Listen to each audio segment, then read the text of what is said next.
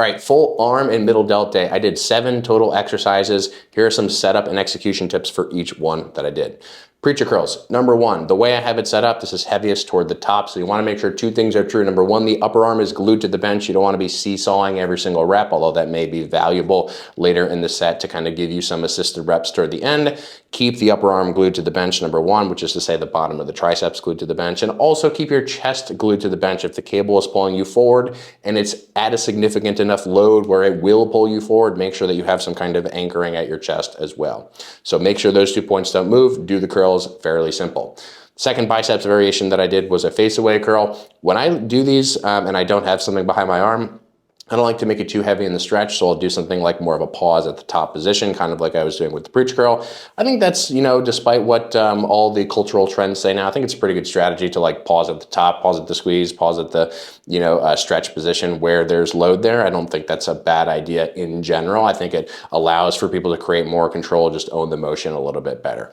And then the tricep stuff, you'll see something kind of mirrored. So you'll see one more shortened variation where I'm arms at the sides, pausing at the bottom. Here I'm using 2 ropes. I'm also seated because the load was enough so that it was a little bit difficult to stabilize if we were in a standing position.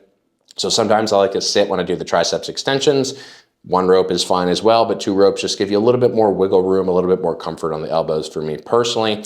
And then you'll notice that's mirrored with an overhead extension where I'm using a sort of tip forward orientation. So arm is still overhead. Triceps are in the most stretched position with the more stretched kind of loading parameters for this exercise. This is a way that I like to do it. You could do it with a rope too, but we did it with 2 D handles. Stick your butt up against the rack. Super simple, super straightforward. Feels really, really locked in if you keep your hands kind of loosely contacting one another the whole time. So you'll see in the biceps, triceps, I'm sort of mirroring here on this arm day where it's a stretch focus, it's a squeeze focus on 2 different variations. And we did the same thing for middle delts. So one is a single arm where the arm is coming in front of the body. We're getting a little bit more stretch on the sort of back half of the middle delt. And then there's a little bit more of a shortened emphasis variation where we're doing 2 arms at the same time lying down on a bench. The last exercise that I did was for the other elbow flexors, which is to say the brachialis and the brachioradialis, which is a rope curl that I'm basically kind of doing as a row where I'm pulling my hands toward my chest, so as to kind of like with that more neutral grip,